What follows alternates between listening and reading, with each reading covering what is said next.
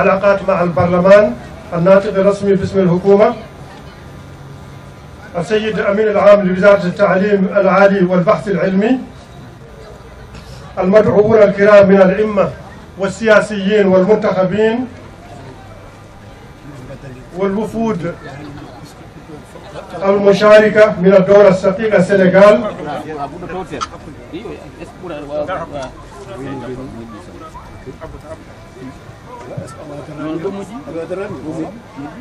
Capital Pulaar bu Sénégal,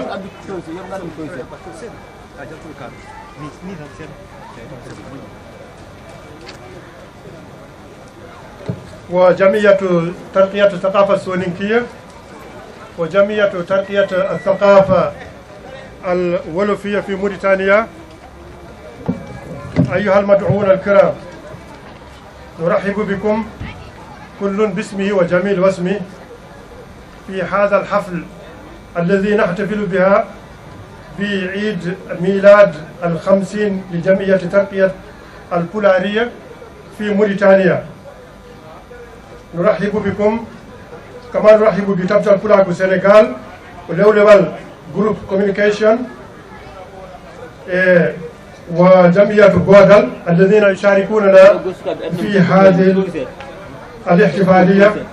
الكبيرة. وخير ما نفتتح به حفلنا هذا هو آية من الذكر الحكيم. كان من المفروض أن يقرأ علينا الشيخ الذي كان معنا الآن سليبا، ولكنه اعتذر. سأرتل عليكم آية من الذكر الحكيم تبركا. بعد أعوذ بالله من الشيطان الرجيم. يقول الله تبارك وتعالى: ومن آياته خلق السماوات والأرض واختلاف ألسنتكم وألوانكم إن في ذلك لآيات للعالمين. صدق الله العظيم. برنامج الحفلة تكون كالآتي: بعد هذه الكلمة الترحيبية سنستمع إلى خطاب رئيس جمعية نهضة البولار باللغة البولارية، ثم بعد ذلك سيقوم بترجمته إلى العربية الأخ ألسن محمد ألسن با،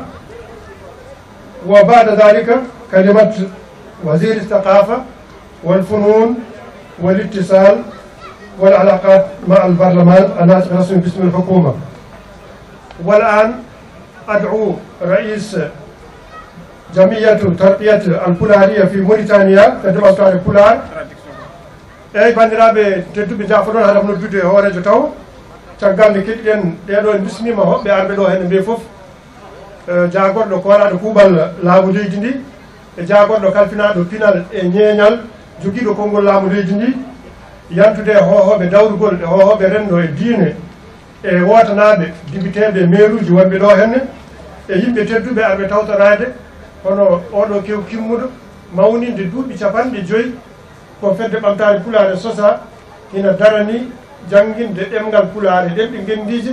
e mawninde jatti meɗen e finatawaji leydi Mauritanie. caggal nde udditirɗen ɓurana tedduɗo de en bismima kadi ko adi ɗum ɗon ardiɓe taftal pulaku e ardiɓe fedde soninkoɓe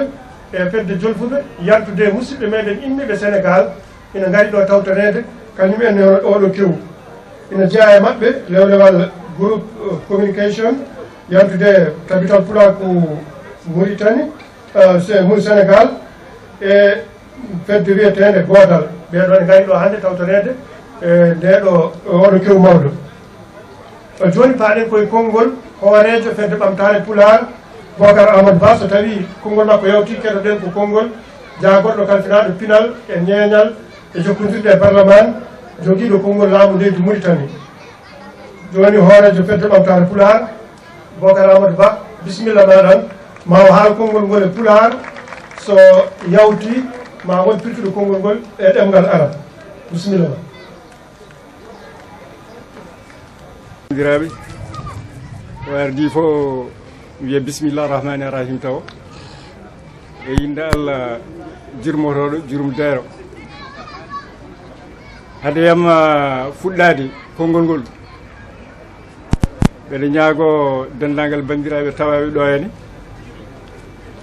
nden duwanto terɗe ɓamtare pulaar sankiɓe e dumunnaji ɓe nidɗi. Donc j'ai commencé par saluer l'assistance et souhaiter la bienvenue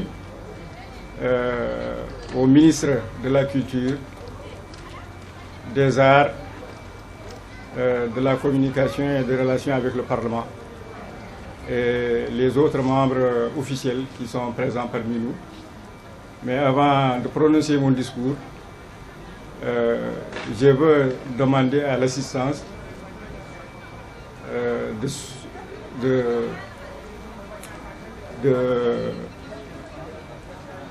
réciter la Fatiha à la mémoire des disparus, des militants de l'association et de tous les musulmans disparus dans la période passée. Donc je vous prie d'observer cette minute de silence.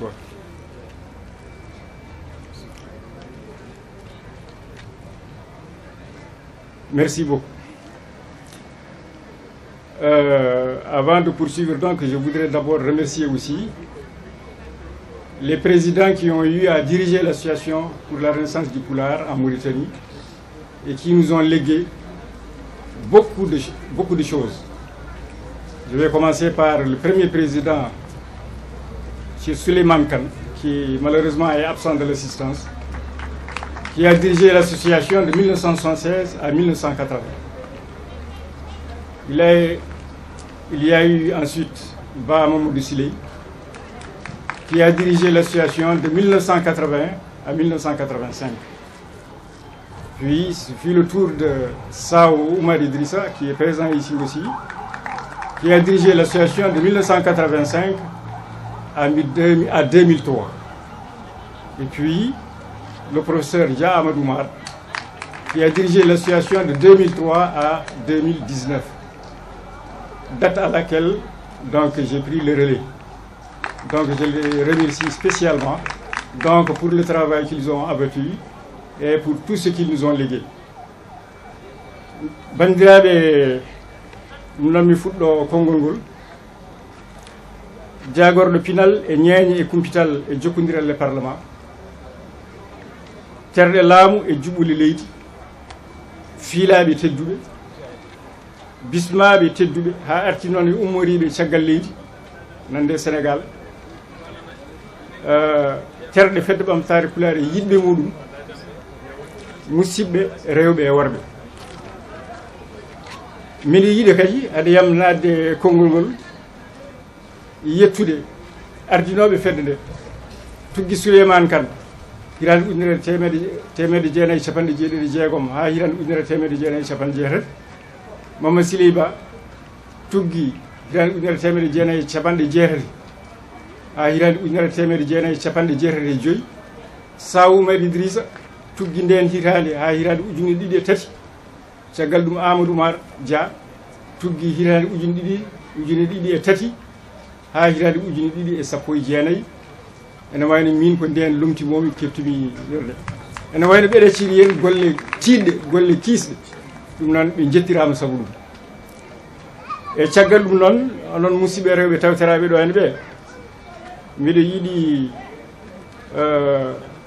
ko mbiyatmi tan ko wonde sosnoɓe fedde nde e hirande ujunere temedde jeenayyi capanɗe jeeɗiɗi e nayyi. Ene wayno ko ndeɓe cosata fedde nde eɓe pamɗi doole kadi ɓe kewani wallidiɓe kono noon koɓe yimɓe joguinoɓe fimde tinde ko ɗum tagui ɓe gardi fedde nde ɓe mbaɗi golle ɓe mbaɗi jeengal anani ha laamu heptini pelle ɗe e hirade ujunere temedde jeenayyi capanɗe jeeɗiɗi e jeegom. ɓe kawri on saaha no mbirumi ni e caɗele tengtuɗe kono caggal ɗum Allah rokkuɓe woni law sibu duuɓi tati caggal nde laamu heptini fedde ɓamtare Pulaar e Mauritanie e lewru temedde jeenayyi e capanɗe jeeɗiɗi e jeegom. Leydi ndi ƴetti kuule e lewru kawle woni octobre hirade ujunere temedde jeenayyi capanɗe jeeɗiɗi e jeenayyi. Laamu ƴetti pellital manngal ngal pellital ko woni ko nannude ɗemɗe ɗe e nder cippuɗinede e jangde ɗum noon ko duuɓi tati tan fat caggal ɗum laamu jaɓi yoɓe ɗemɗe ɗe nanne tippinede jangde sosi duɗal ɗemɗe yo toppirgol nannugol ɗemɗe ɗe e nder tippinede jangde ewa ngal duɗal gollima ha hiran ujunere temedde jeenayyi e capanɗe jeenayyi e jeenayyi caggal ɗum ɗemɗe ɗe jaltina tippinede jangde caggal nden fedde nde kadi darima kene abbo e duuɓi capanɗe nayyi ngam hirjinde findinde beele ɗemɗe guendiji ene duppo e nder duɗe ene dutto e nder duɗe laamu fedde nde ina fardori kadi feere ƴettade e hirade ujune ɗiɗi e nogas e ɗiɗi ngam gartirgol ɗemɗe ɗe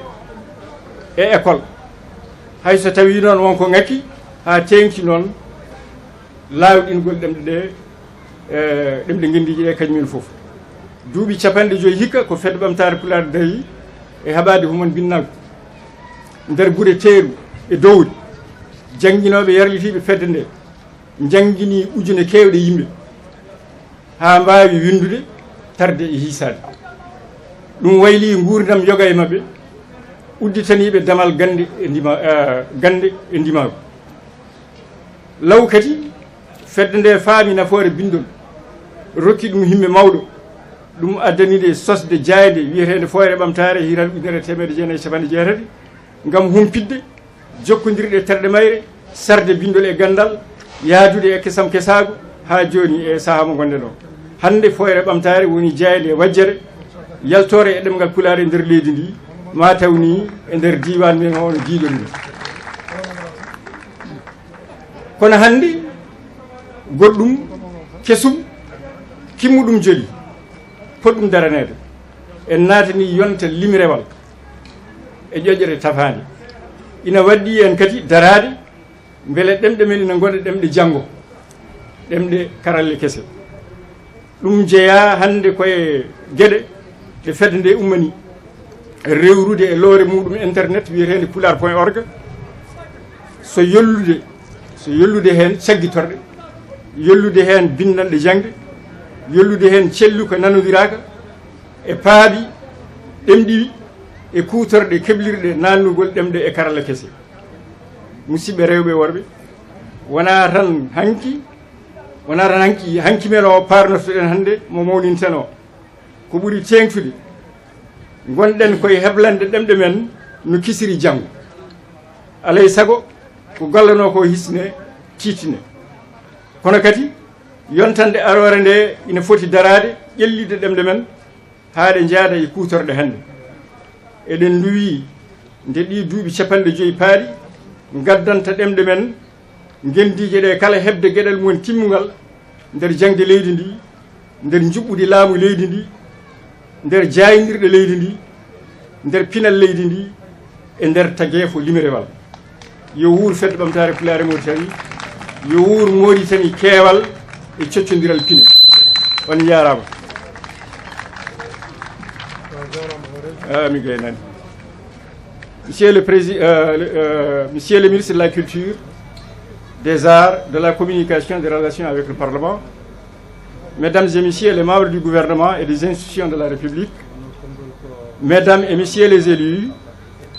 chers militants et sympathisants de la RPRIM, mesdames et messieurs,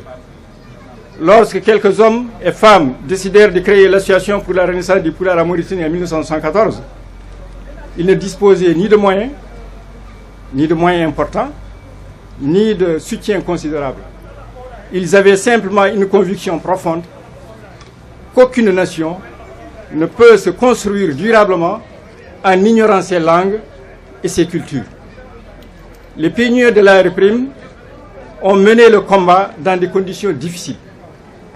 parfois dans la clandestinité, au prix de nombreuses épreuves. Rien n'a pourtant entamé leur détermination à préserver et développer nos langues et nos cultures. Aussi, à peine 3 ans après la reconnaissance officielle de l'association, la Mauritanie a pris,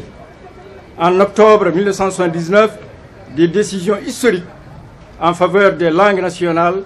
avec la création d'un institut pour leur promotion et leur introduction dans le système éducatif. La RPRIM est fière d'avoir contribué à cette prise de conscience nationale. Lorsque cette dynamique a été interrompue en 1999, notre association n'a jamais abandonné le combat. Pendant plus de 40 ans, elle a continué à plaider, à sensibiliser, à mobiliser pour que les langues nationales soient officialisées et réintégrées à l'école. C'est pourquoi la réforme engagée en 2022 et le retour de leur enseignement constituent pour nous un motif de satisfaction et d'espoir, même si beaucoup reste encore à accomplir, en particulier la généralisation rapide de cette réintroduction et leur officialisation. Depuis 50 ans, l'ARP mène également un combat essentiel contre l'analphabétisme. Dans les villes comme dans les villages, des milliers de personnes ont appris à lire et à écrire, à écrire et à calculer grâce aux efforts de nos formateurs bénévoles. Et derrière chaque apprenant se cache une histoire humaine, une vie transformée, une porte ouverte vers le savoir et la dignité.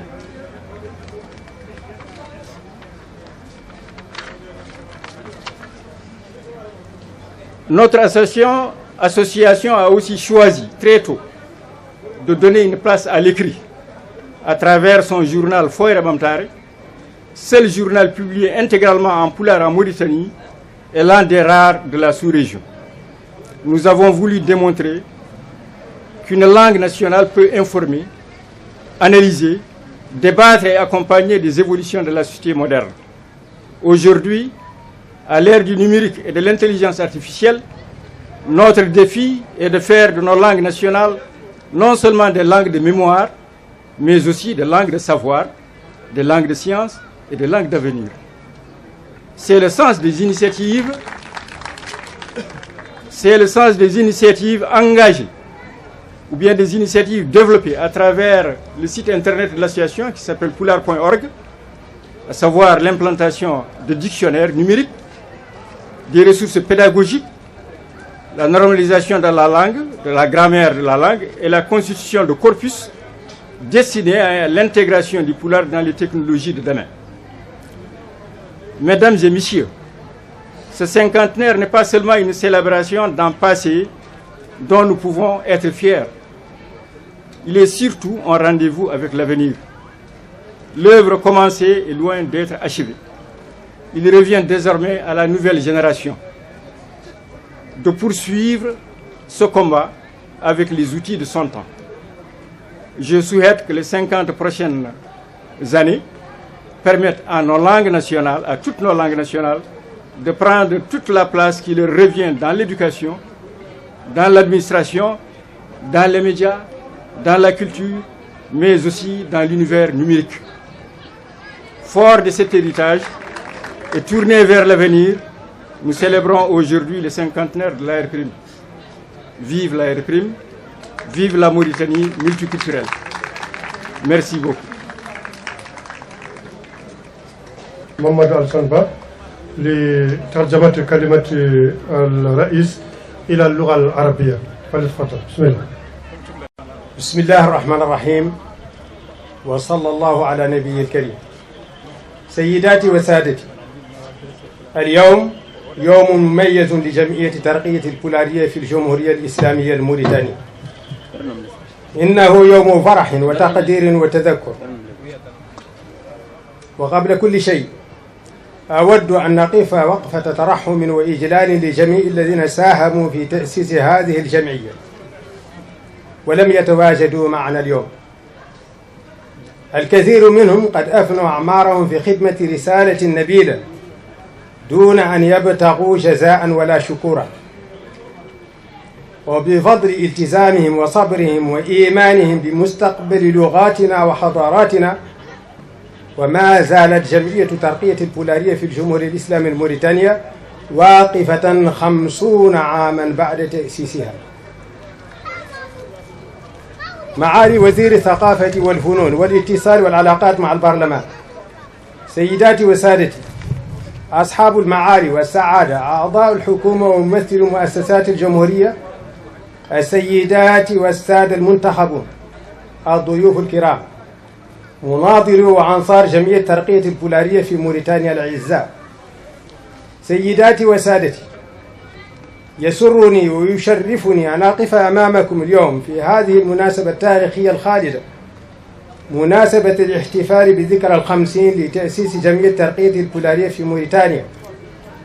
وهي مناسبة تجمع بين الفخر والوفاء والاعتزاز بمسيرة حافلة بالعطاء والنضال. وبفضل إخلاصهم وتضحياتهم وصبرهم بقيت هذه الجمعية شامخة بعد نصف قرن من تأسيسها، تؤدي رسالتها وتواصل أداء واجبها تجاه المجتمع والوطن. أيها الحضور الكريم، عندما قرر عدد من الرجال والنساء في منتصف سبعينيات القرن الماضي تأسيس جمعية ترقية البولارية في الجمهورية الإسلامية الموريتانية، لم تكن لديهم موارد معتبرة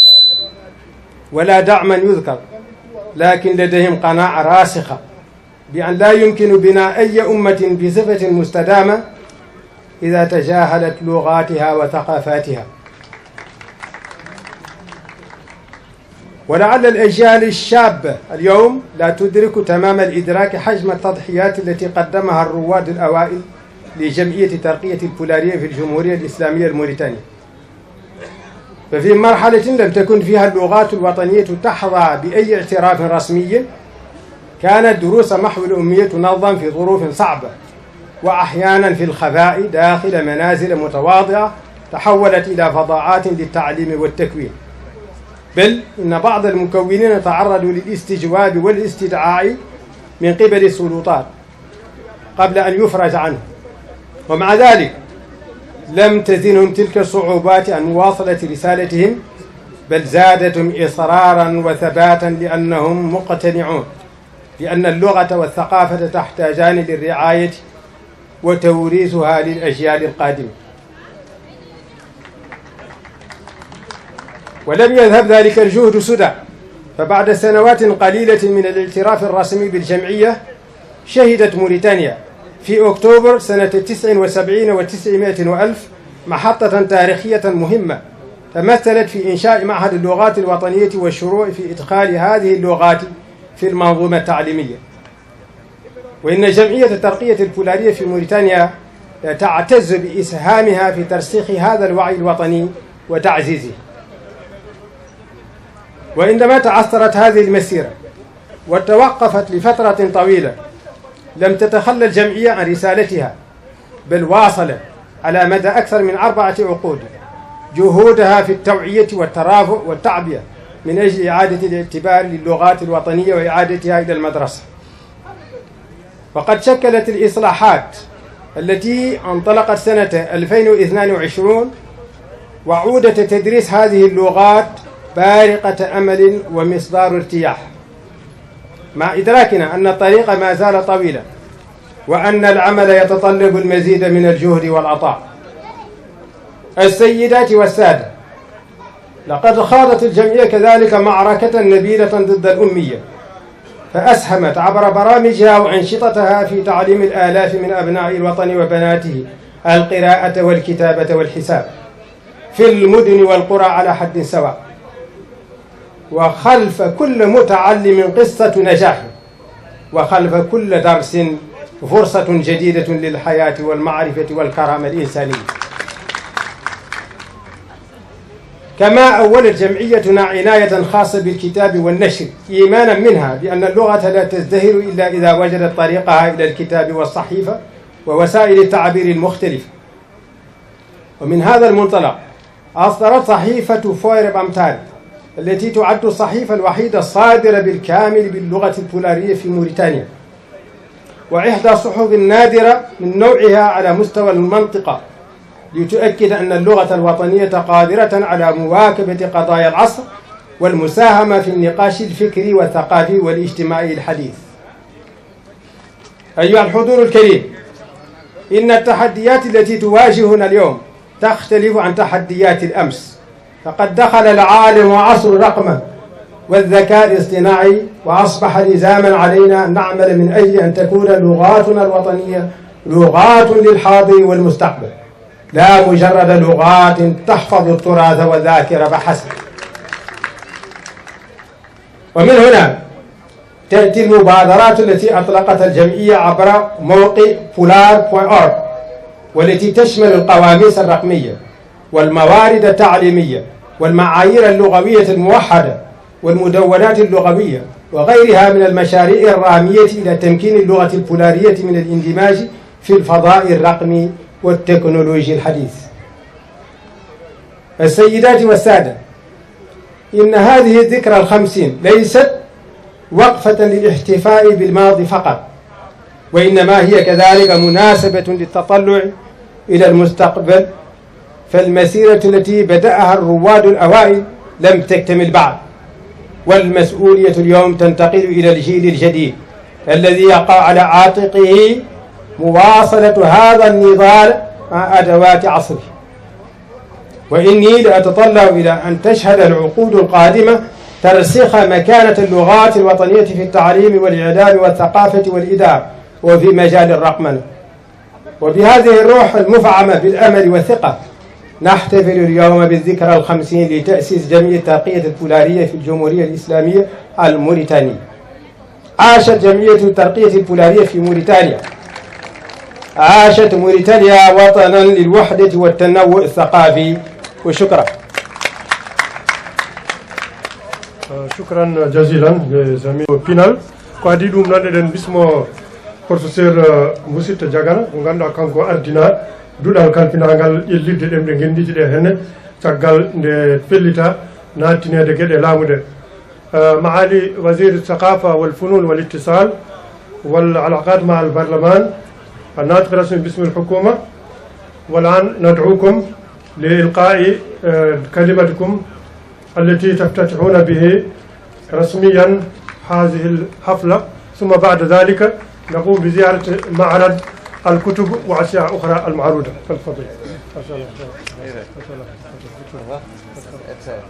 الرحيم. صلى الله على النبي الكريم. بنجرب فد بنتري ونجرما معالي وزير الأمين العام للحكومة، السادة ممثل الهيئات الوطنية، القيادات الإدارية، السيد رئيس جمعية ترقية البولارية، السادة الحضور من سدنة الفكر والثقافة، السلام عليكم ورحمة الله تعالى وبركاته. يسعدني أن أشارككم اليوم هذا الموعد الثقافي المتميز الذي نحتفي فيه بمرور 50 سنة على تأسيس جمعية ترقية أو النهضة بثقافة البولارية.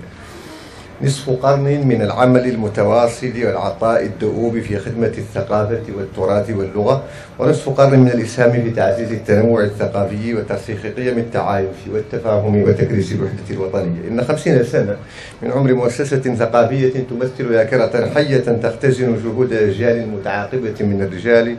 والنساء الذين آمنوا بأن الثقافة روح الأمم ووعاء ذاكرتها الجماعية وجسرها نحو المستقبل. ولذلك فإننا حين نحتفل اليوم باليوبيل الذهبي لهذه الجمعية العريقة إننا لا نستحضر تاريخ مؤسسة فحسب، بل نستحضر صفحة مضيئة من صفحات العمل الثقافي الوطني وجهودا متراكمة أسهمت في صون الموروث الثقافي البولاري وتثمينه والتعريف به، وفي الوقت نفسه جعلته جزءا أصيلا من المشهد الثقافي الوطني الجامع الذي تتفاعل داخله مختلف روابط الهوية الوطنية الموريتانية بانسجام وتكامل وإثراء متبادل.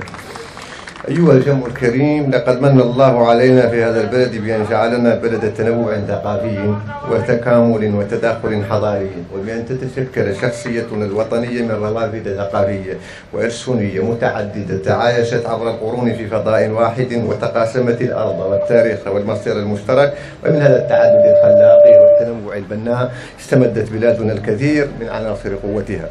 وإن المواطنة التي يسعى صاحب الفخامة رئيس الجمهورية السيد محمد الشيخ قزوان وتعمل حكومة معالي الوزير الأول السيد المختار اللجاء على تكريسها تشكل بوصلة فعلية لأداء العمل الحكومي. وكل المؤسسات التي انبثقت إن على المستوى السياسي أو الاقتصادي إنصافا أو مدرسة جمهورية أو تآزرا كان مردها بالأساس إلى تعزيز وتكريس وحدتنا الوطنية والاحتفاء والاعتناء بتنوعنا الثقافي وبتعددنا الآخر والبناء.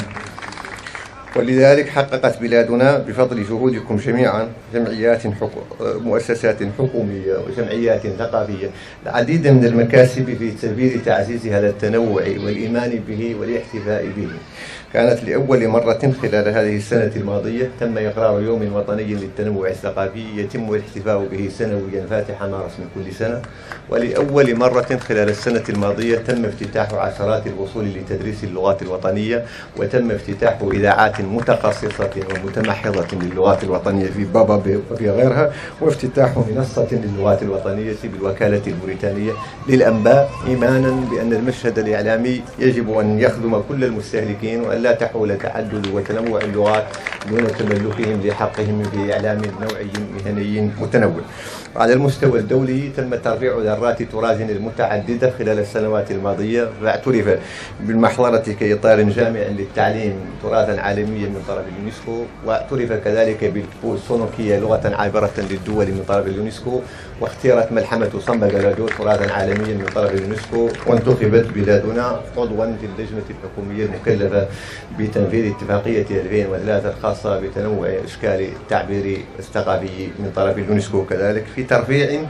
واعتراف واحتفاء بتراثنا المتنوع والمتعدد. يجري العمل ذاته في الوقت ذاته أيضا في هذه السنة على اكتتاب عشرات المترجمين باللغات الوطنية،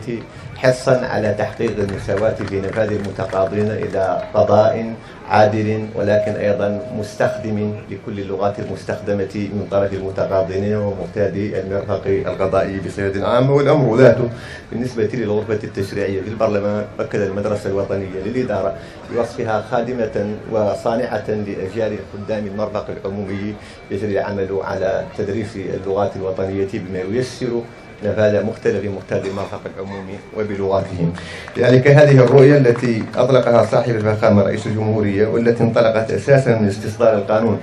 توجيه للتعليم بما أمنه من تمكين للغة العربية وترقية للغات الوطنية وانفتاح على اللغات العالمية، أيضا أسست لأول مرة وأمنت افتتاح عشرات الفصول بهذه اللغات الوطنية، والتي سيجري تعزيزها وترسيخها تجاوبا مع الطلبات المتعددة في هذا الصدد. وكذا الشأن بالنسبة لاكتتاب العديد وعشرات المترجمين واكتتاب العديد أيضا من المعلمين باللغات الوطنية. وعلى المستوى الإعلامي تم افتتاح إذاعات متخصصة باللغات الوطنية وإطلاق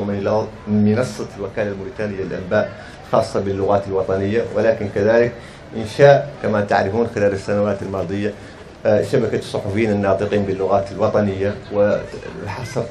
التي بجوائز التميز الإعلامي التي كانت محصورة على العربية والفرنسية تم فتحها لتشمل كل لغاتنا الوطنية وبشكل سنوي ترعاه السلطة العليا للصحافة والسمعيات البصرية وكذا وزارة الثقافة والاتصال. هذه المكاسب كانت أصبحت ملكا لنا جميعا، ولكنها أيضا من صناعتنا جميعا، سلطات عمومية، مثقفين، جمعيات. ولذلك أؤمن بأن الدور الذي تطلع به جمعية ترقية اللغة البولارية ودور أصيل، ونجدد لها شكرنا ودعمنا تماما كما ندعم باقي الجمعيات الخاصة باللغات الوطنية الصنوكية والوظيفية. والحضور الكريم، إن المواطنة التي نسعى إلى ترسيخها هي ممارسة يومية تقوم على الإيمان بالمصير المشترك والاعتزاز بالانتماء الوطني واحترام التنوع وصون كرامة الإنسان والمشاركة الإيجابية في بناء الوطن. وكلما تعززت ثقافة المواطنة ترسخت الوحدة الوطنية واتسعت دوائر الثقة والتضامن بين أبناء الوطن الواحد، وأصبح التنوع الثقافي واللغوي رصيدا استراتيجيا يوظف في خدمة التنمية والاستقرار والازدهار. ولذلك فإن مسؤوليتنا الجماعية اليوم تقتضي أن نواصل العمل من أجل بناء مجتمع يتسع للجميع يحتضن جميع مكوناته، يمنح لكل ثقافة ولكل لغة ولكل مواطن مكانته المستحقة داخل الفضاء الوطني المشترك. وإن الجمعية البولارية وهي تطفئ شمعتها 50 تستحق منا جميعا الإشادة والتقدير والعرفان بما قدمته من جهود مشهودة في خدمة الثقافة والتراث واللغة، وبما أسهمت به في تعزيز جسور التواصل والتفاهم بين أبناء الوطن الواحد. وإننا على يقين بأن هذه الهيئة العريقة ستواصل أداء رسالتها النبيلة بنفس الروح التي طبعت مسيرتها طوال العقود الماضية، وبما يواكب تطلعات الأجيال الجديدة ومتطلبات المراحل الراهنة. أجدد التهنئة لها للجمعية لترقية اللغة البولارية قيادة وأعضاء ومنتسبين بمناسبة هذا اليوبيل الذهبي المبارك، والذي يتقاطع بامتياز في أدائه وعطائه مع توجيهات صاحب الفخامة رئيس الجمهورية السيد محمد والشيخ قزواني الهادفة إلى المزيد من تعزيز التماسك الاجتماعي والاحتفاء بتنوعنا وبرصيدنا الثقافي، تماما كما يقال بأن مصر هبة النيل، فإن موريتانيا كما تعرفون هي هبة لهذا التنوع الذي يجب أن نعيشه في يومياتنا في تشريعاتنا وفي ممارساتنا اليومية، إن كان على مستوى السلطات العمومية أو على مستوى الجمعيات العمومية. لذلك على المستوى الثقافي يجري العمل بعد إغلاق البحث في منطقة أزوغي التاريخية، يجري العمل أيضا على أن يتم إصدار إعادة البحث الأركيولوجي في كل من أودغسط وكومبي صالح، في إشارة دالة إلى أن هذا التنوع الذي تكتسيه هذه الثقافات لم يكن فقط هو حاضرنا مزدهر ولا مستقبلنا الواعد، وإنما أيضا كان ماضينا، وبأننا تعايشنا طيلة هذه القرون ولقرون مضت أيضا على هذه الأرض بذات المصير المشترك وذات الوطن الواحد، سواء في أودغسط أو في كومبي صالح، وكذلك الشام بالنسبة لأزوغ.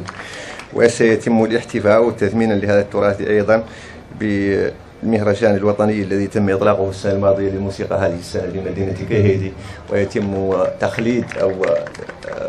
تصنيف محافظة تراثية في منطقة جوري تومبيري بسليمان بل أصلا، وكذلك الشام بالنسبة لنجيو في كيدي ماغا، في تعزيز لتراثنا الثقافي. أجدد لكم الشكر ولجمعية ترقية الثقافة البولارية في يوبيلها الذهبي، متمنيا لها المزيد من العطاء. السلام عليكم ورحمة الله وبركاته.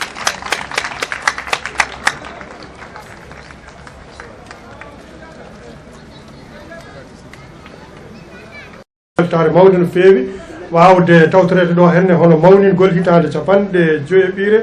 ko fedde ɓamtare pular sosa ko wiyete yubel kanŋe wonande hono ndeɗo fedde holliti wonde leydi meɗen ko leydi kewdi pine, ko ɗum ɗon woni ko fedde ɓamtare pular nde darani. ina hawri kadi e hoorejo leydi ndi Mouhamadou Cheikh Razwani, kañum e hoore muɗum ko ɗum ɗon woni ko darani. ina jeeya e gueɗe tambiɗe programme makko mbo wotana o henne ko yowiti e ɗen ɗon gueɗe. o holliti wonde laamu leydi o henne fawade yamirore hoorede leydi ndi ɓe coosi ñalawma keewal pine e nder ndeɗo hitande yawtude. ɗum hawrata ko goo lewru mars hitande fof hen ene mawnine e nder leydi he. o holliti kadi wonde gueɗe kewɗe mbawi waɗede tawa ko tinnoje ɗemɗe gendiji ɗe henne ko fate sosde duɗal jangguinowal ngal e wadde site uji internet toon to ami woni agence Mauritanie d'information. ɗeɗo gueɗe fof mbaɗama. holliti kadi duɗe kewɗe mbawi sosede gam jangguinde yimɓeɓe hande ngal ɗo ɗemgal e ɗeɗo ɗemɗe gendije e nder leydi meɗen. o holliti kadi wonde yimɓe firoɓe ɗemɗe gendiji ɗe henne ma bindite tawa koye ñawirɗe he hono no waɗa to suudu sarɗiyeji, ko noonne kadi e to ENA woni duɗal jangguinowal keblowal gollotoɓe e ñawoɓe e journaliste en ɗo henne e nder leydi ndi. o holli tan wonde darde fedde ɓamtare pular ko darde heptinade ko fotde mantede no hannirta ni henne. o wi ɗeɗo gueɗe bawɗe waɗede e nder ɗiɗo duuɓi capanɗe joyyi baɗaɗi ko enen e koye meɗen jeeyi ɗum enen foof ko enen ndendi ɗumen. saabu rendo ngo laamu leydi ndi yiɗi mahde ko rendo ngo ganduɗa tawa ɓiɓɓe leydi foof ina poti hen, ina ndendi hen kadi miijo, kañumen fof ene goni hen gotum. o holliti kadi eɓe ɗamini wadde ono koolol tawa ko koolol jime. ɗum ɗo noon ko to kay haydi e wawde ɗum ɗo fof yidde mawninde pine meɗen jattiji meɗen e to jeeriyel tumbere e to wiyete jeew. ko adi ɗum kadi o haali ko fate hono wittoji poɗɗi waɗede tawa ko wittoji jattiji meɗen to Azogi e to Kombi Saleh. ɗeɗo gueɗe fof ko yidde mawninde e wadde hono pinal meɗen ngal, pinal gotal, pinal natinadirgal ngal beele ma waw sembinde hono gotagu e keewal pine ɗe henne, sembina kadi nangodira rendo ngo no haalirta ni henne. o hesɗatini kadi yettude daraniɓe fedde ɓamtare pulare ɗiɗo duuɓi capanɗe joyyi ha ɗum wawi yettade to yettotoɗo. ko ɗum ɗo wonno tan e mbadi daɓɓiri ko jagorɗo henne haali ko yowiti e ɗeɗo gueɗe. ɗo joni paaɗen koto weejo defte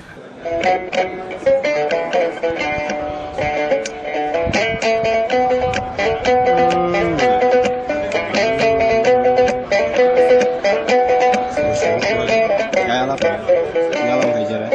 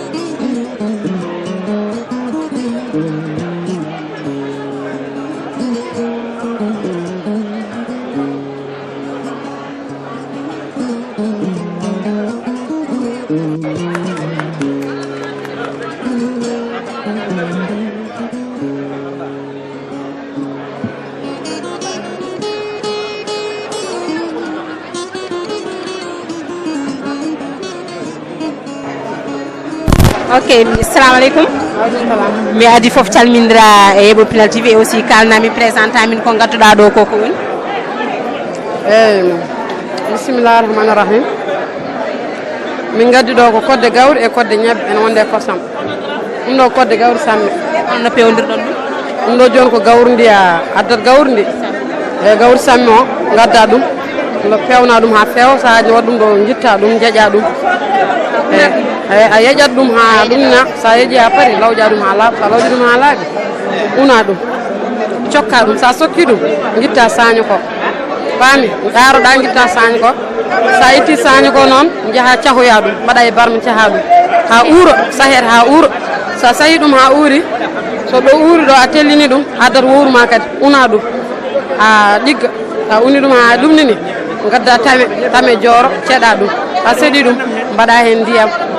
mbayano jerwoto ɗum ni ha leppa no moƴƴi takkoɗa yurne ma curtina ɗum sa surtini ɗum ha surti ko surti noon mbaɗa ɗum e wuuro ƴetta ndiyam e lamɗam mbaɗa hen sa waɗi hen loppa ɗum taw surti ha ɓendi moƴƴi loppa ɗum ha moƴƴi ɗum woni wonani wayano wowrude kodde ñebbe ɗe kadi nani kanko yetta sow en an ba ala min ko ba ɗum ko jaljalluɓe jeeyi ayi kodde ñebbe ɗe ko ñebbe gaddata sa adi ñebbe cofna ɗum ha soofa no moƴƴi so soofi guitta gufi ɗi ha laaɓa ko ɓawri koye fof guitta mbaɗa tami gufi ɗi ketta dow guitta gufi ɗi lawƴa ɗum ha laaɓa ha ganda gufi ɗi ƴiwi ha laaɓi a rano tal cuurtina ɗum sa feccita ɗum ha feccoto cuurtina ɗum sa suurtini ɗum après una ɗum ha ɗigga mbaɗa ɗum wowru loppa una ha ɗigga mbaɗa hen sukara e lamɗam ɗum woni kodde ma dañi kodde ma juppa ɗum gasi ɗum noon bandiraɓe on jii won sosoɓe jajaɓe kam nan tolnire e longge caggal on nan jiiri guire moɗon Alassane Ly nana joni eɓi rongguere mum moƴƴere wonno koye suuɗade Allah waɗi mi yi nana e téléphone am ɗum noon liduɓe am kañum mbiyata ɗum noon on jii ko futankagal hande adda ɗo kañum hollira ɗo yen on jii ɗum ko kodde gawri samme wonɗo ɗum ne kodde ñebbe ñamri sosoɓe jajaɓe ko kañum wonɗo ɗum noon hande min jokku wadde tour e exposition woni weejo taw koko fati futankagal tan hande fedde ɓamtare Pulaar addi ɗo e ɗo e ancien médecin de jeune inchallah c'est bon ko adi foof min calminima innitoɗa e kalana min hande ko ngameje defte gadduɗa ɗo ko holon façon defte gadduɗa ɗo eyyi bandiraɓe on calmina min mbiyatami ko Kane Abdourahmane eyyi ko min woni hoorejo duɗal Kandahar e ɗo he Arafat donc weejo ngo oɗon gandi hande ko ñalawma mawɗo e nder pinal e fina tawa e aadi manam fulɓe eyyi ɗum ɗo ko weejo defte e defte min jiiɗa ko yimɓe yo janggu defte ɗe Pulaar ɗe on jarama ko janggu Pulaar mais hol jiɗɗo janggude par exemple est ce que deftere mum nanɗo e ko wona ɗum janggude gasni ko wayno defte eɗen gandi anduɓe meɗen walla yimɓe men mawɓe ene mbaɗane defte mbaɗa ɓenne kadi deftu men nanɗo bindade hol façon defte tan ɗe jogui ɗon ɗo en eyyi donc mbiɗa jogui ɗo defte manam façon ji kewɗi goho defte mam jangguirde Pulaar ha tengti noon he defte Dorogui Bobolon konko ganda ɗo e Ndiaye Seydou Hamid heko wayno nen eyyi donc ɗon e duɗal Kandahar minen jangguino Pulaar te kadi ala jobde eyyi ngoɗo weejo defte noon oɗo ko luɓal defte wonɗo mana a ara joni luɓoɗa defte jangga ɗum lewru kadi gartira eyyi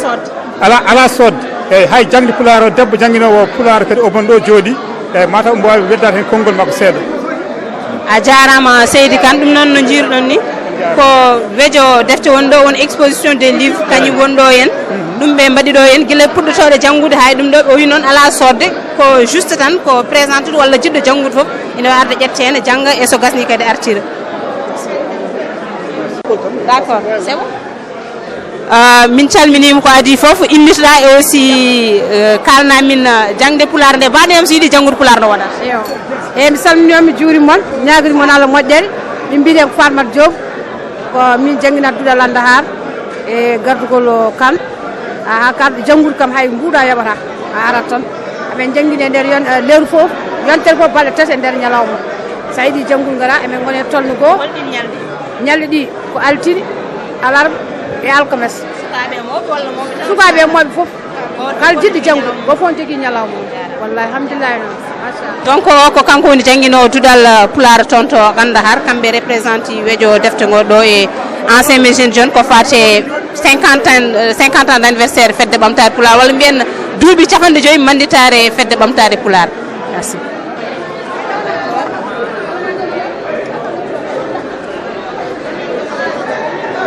e télévision Pinal TV are moon ko adi foof salmini moon calminon bandiraɓe yeeɓe moon e aussi guinnorɗon kalno min kadi ko gadduɗon koko woni min calmitima ko yimɓe Lawgori kalawo ko Aliou Mamadou Sow min gadde ko kosam ɓirɗam kaɗam lacciri laldade lacciri ɓodderi min gadde ko ɓurgal min gaddi kuundal min gaddi horde min gaddi uuru min gaddi ɓiddugal min gaddi beeɗi lamsaɗi taw ko beeɗi gelloje cañiraɗi kelle e gelloje onde nunduno ko babaɓe kufiro ko wona ɗo fonno won hoɗum hen ala ɗum wona ɗo fonno won woni tan ko place ande bandiraɓe ɗum noon a salminama a weltanama no fewi ɗum noon on ji bandiraɓe worɓe fulɓe rewɓe fulɓe gaddanomon ko lacciri en wonde kosam ɓiɗaɗam ɗum ɗo kadi ko eɗen gandi ɗum ɗo ko so yiyama tan koye Fouta jeeya kadi koye fulɓe jeeya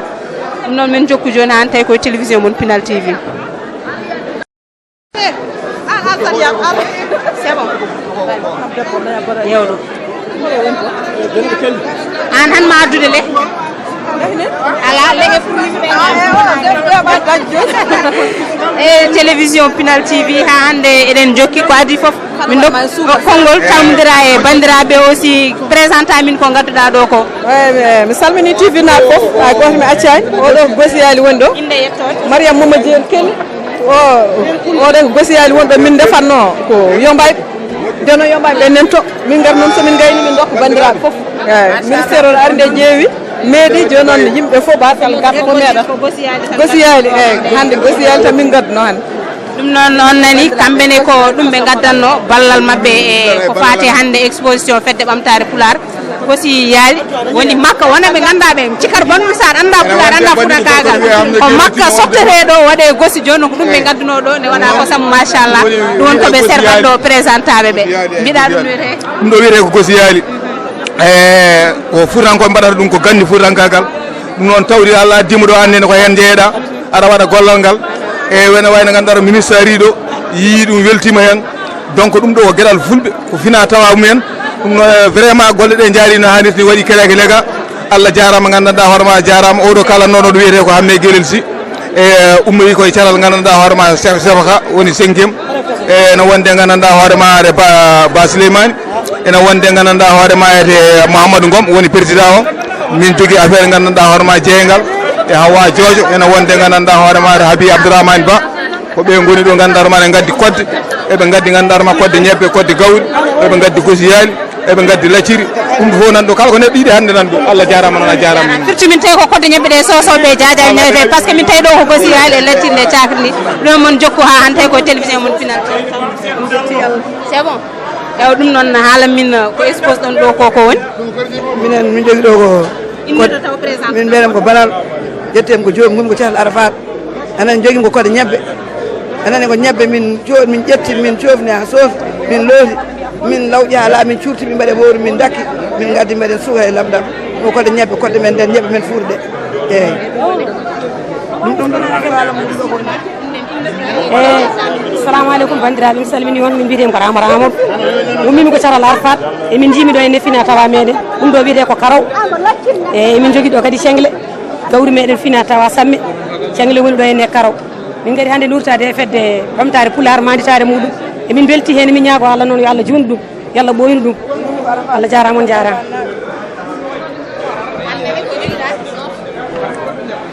nene min calminimo innireɗa kalna min ñamri sosoɓe ɗi annen ko addino goto e moon tan namtomi noon assalamu aleykum rahmatullahi mbiyetemi ko Houleye Abouba caggal Irkis Ray Bani ñebbe ɗe namnoɗan defira walla ko gadduɗa ko haal gaddumi ɗo ko ñebbe gaddumi ɗo ko cooke gaddumi ɗo ko lacciri defir jordi pewdirani gawri samme gaddumi ɗo ko karaw jorɗo gaddumi ɗo ko gawri lacciri pewdirani gawri naneri gaddumi ɗo ko cengle gummimi ko ɗo e Nouakchott kono ko catal Irkis Ray Bani eyyi catal Irkis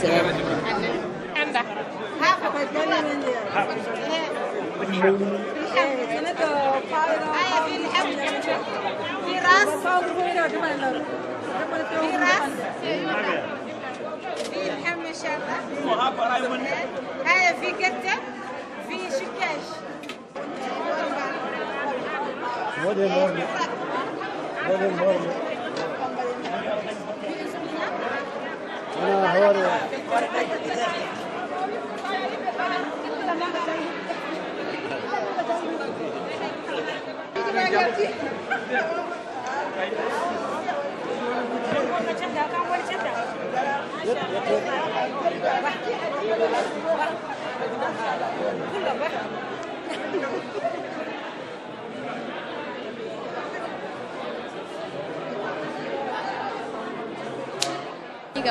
Hal moy lo